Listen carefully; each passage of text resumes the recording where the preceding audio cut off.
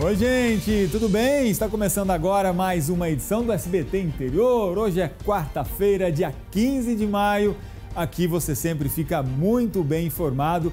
Eu sou Rodolfo Pardini e é sempre um prazer ter você aí do outro lado. Veja agora, então, quais são os destaques da edição de hoje. Idosa é morta dentro de casa em Catanduva. Suspeito é um homem em situação de rua. Ela teria sido atingida por uma marreta na nuca, o que teria causado o traumatismo craniano. Vamos falar também de bons negócios. Em Araçatuba, as exportações aumentaram 90% no primeiro trimestre e ajudaram a alavancar a geração de empregos e a movimentar a economia da região. E um alerta importante para a saúde. Até 2050, metade da população mundial deve ter miopia. E o uso excessivo de telas pode contribuir para isso. Essas e outras notícias você acompanha a partir de agora. SBT Interior já está no ar.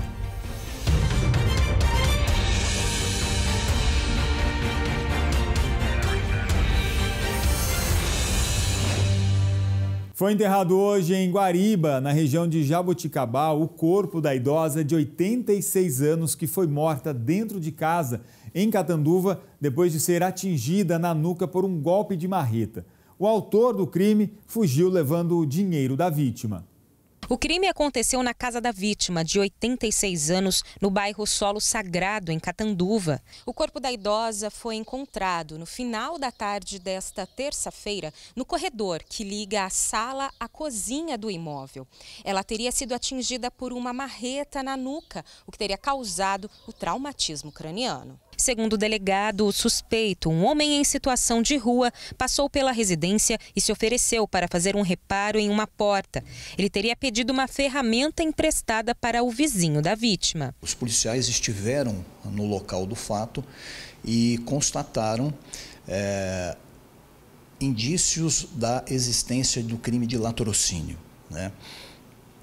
Isso diante da violência dos golpes que foram praticados, né, com uma marreta. A marreta encontrava-se no local, né, próximo da vítima, e a vítima foi inclusive submetida a exame necroscópico ontem mesmo, na noite de ontem, e foi constatada a morte em virtude de traumatismo crânioencefálico. A polícia está buscando imagens de circuito de segurança para identificar o autor do crime. A orientação é o acompanhamento dos familiares, né, evidentemente, de cuidadores, né, porque são uma parte vulnerável da população, os idosos, né.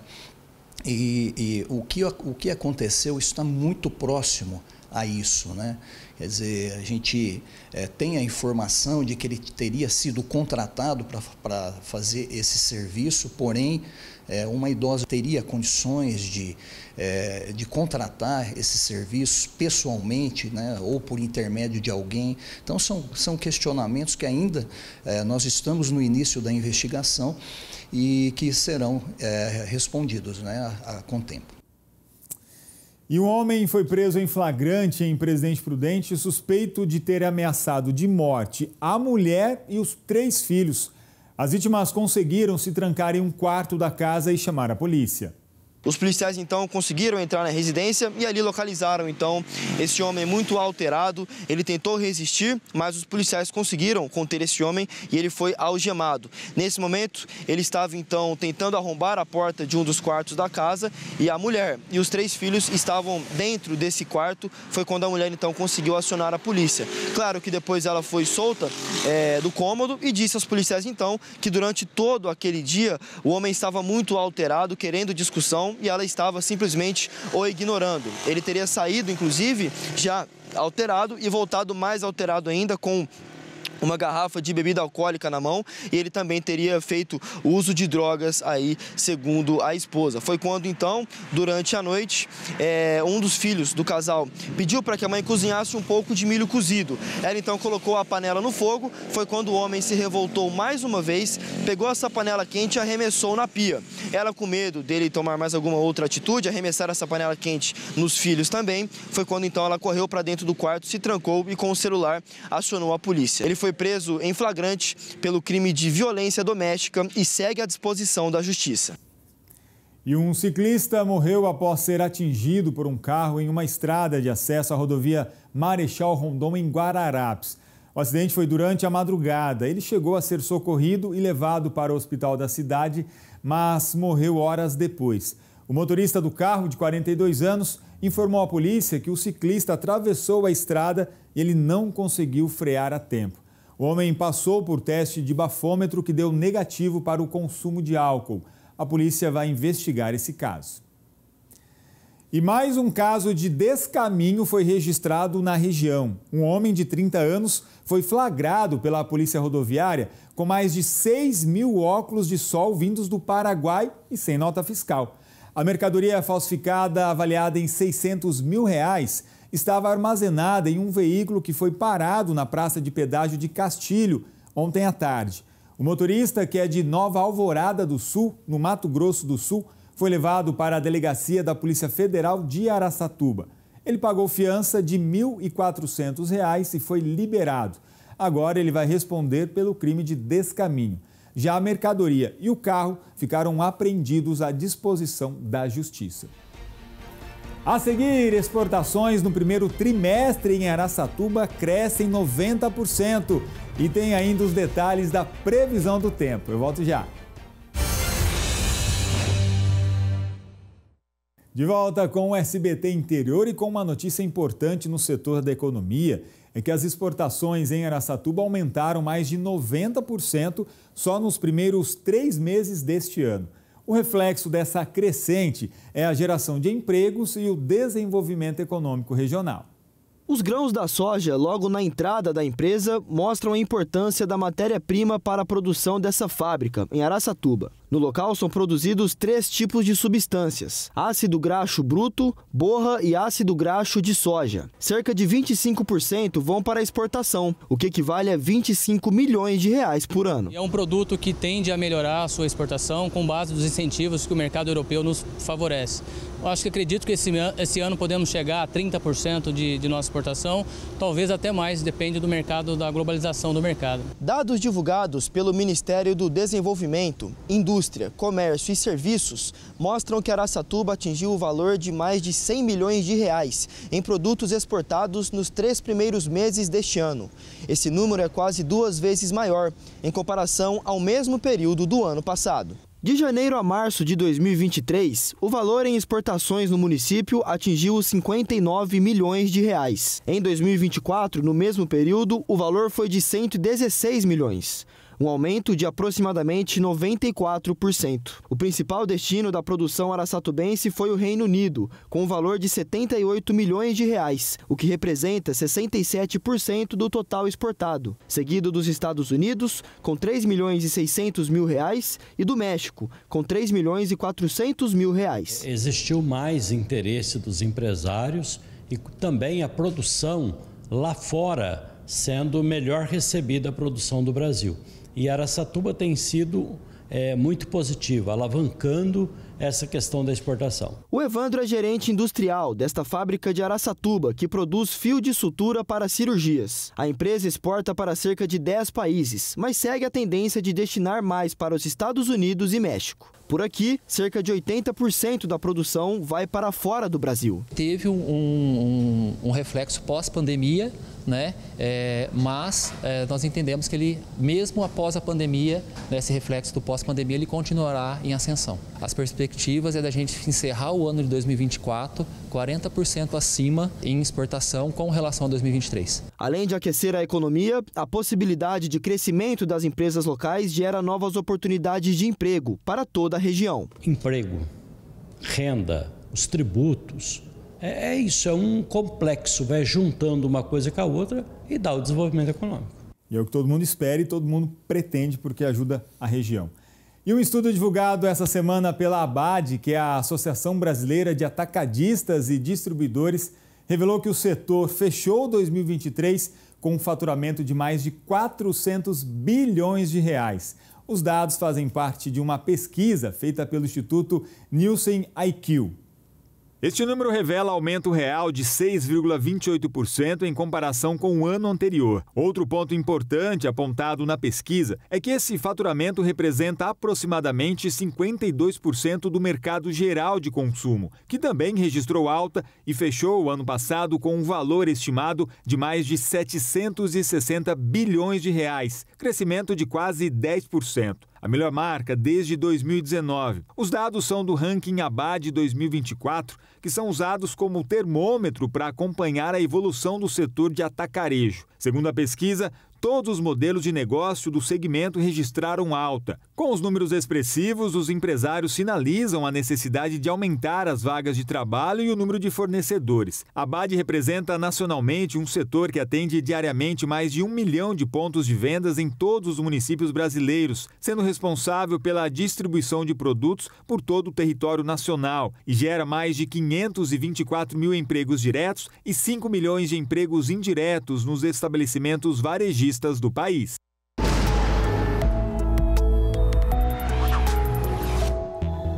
O tempo permanece estável na nossa região, com poucas nuvens e ainda sem previsão de chuva ao longo do fim de semana. As temperaturas, principalmente à tarde, seguem altas. Veja no mapa como fica o tempo para amanhã. Araçatuba amanhece com clima ameno, 18 de mínima, mas à tarde esquenta e a máxima chega aos 35 graus amanhã. Em Prudente, céu claro e poucas nuvens, máxima de 34 graus. Em Rio Preto, a temperatura também vai oscilar bastante, fica entre 19 e 34 graus. Em Brejo Alegre também faz calor à tarde, chegando aos 35 de máxima. Em Sandovalina, mínima de 18 e máxima de 34. E em Ariranha, 18 de mínima e máxima de 33, sem chuva por enquanto na nossa região. E as campanhas de doações para as vítimas das enchentes no Rio Grande do Sul continuam em toda a região. E um dos pontos para ajudar é a LBV, que já enviou mais de 110 toneladas em mantimentos. As doações chegam o tempo todo. Em Araçatuba, a LBV, Legião da Boa Vontade, já enviou mais de 4 toneladas de produtos para as vítimas das enchentes do Rio Grande do Sul. São mais de 40 postos de arrecadação espalhados por todo o Brasil. A campanha SOS Calamidade já doou 110 toneladas em mantimentos. As arrecadações continuam, mas seguem focadas em alguns itens. Água potável, material de higiene, né, e também material de limpeza e alimentos não perecíveis. Esses são os itens, né, que a gente está arrecadando, os itens de maior urgência para poder estar sendo encaminhado para essas famílias, né, nessa ação dessas vítimas que tanto necessitam nesse momento. Quem não conseguir levar sua doação até a LBV pode doar de outra maneira e com segurança. Basta fazer sua doação por Pix, com qualquer valor, ou diretamente pelo site da instituição. A campanha não tem prazo para terminar. O nosso Pix é o ajude@lbv.org.br, ou também pode estar entrando, né, maiores informações através do nosso site, que é o lbv.org.br. E quem também quiser ir até um ponto fixo, os endereços para você doar estão aparecendo na tela para você. Em Araçatuba, a LBV fica na rua Alziro Zahur, número 30, Jardim Guanabara. Em Prudente, na rua Dr. José Foz, 38, no bairro do Bosque. Em Rio Preto, fica na rua Dom Pedro I, 2776, na Vila Moreira. Mais um intervalo, na volta um alerta importante é que até 2050 mais da metade da população mundial deve ter miopia. Detalhes em instantes. De volta com o SBT Interior. Vem aqui comigo porque eu tenho um recado importante. Afinal, o Thiago, gerentaço da Casas Bahia, já está aqui no estúdio. Afinal, gente, começou o Queima de Estoque Casas Bahia.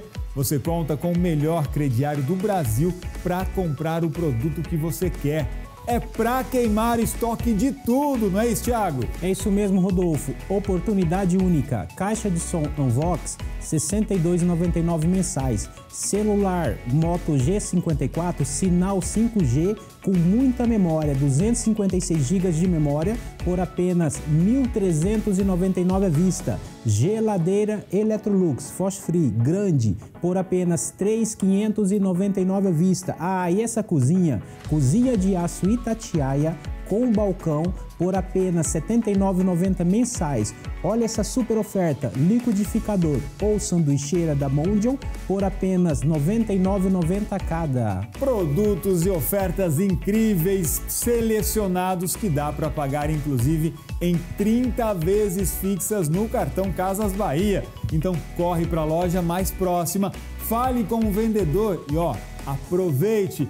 Casas Bahia, dedicação total a você. Valeu, Thiago. Obrigado, Rodolfo. Vamos seguir com as notícias, porque um estudo realizado pela Associação Americana de Oftalmologia mapeou o aumento dos casos de míope em pessoas de todas as idades e revelou que até 2050, metade da população mundial seja míope. E o uso excessivo de telas contribuiu para isso. A Patrícia passou a infância inteira enxergando perfeitamente, mas na idade adulta ela percebeu que a visão foi ficando cada vez mais embaçada. Enxergar o que estava longe foi ficando mais difícil, um sinal de que não dava mais para fugir da consulta oftalmológica. Um dia eu estava trabalhando no computador e eu olhava para um relógio que ficava na parede, perto assim. Era um relógio de ponteiro. E eu olhava e enxergava perfeitamente a hora. Até que um dia eu olhei e eu não consegui enxergar. Eu falei, nossa, o que está acontecendo? Aí eu fui observando que a cada vez, isso em torno, foi rápido, foram coisa de semanas. Cada vez foi mais difícil enxergar as horas nesse relógio. Aí eu percebi que tinha alguma coisa errada. A jornalista não está sozinha nessa.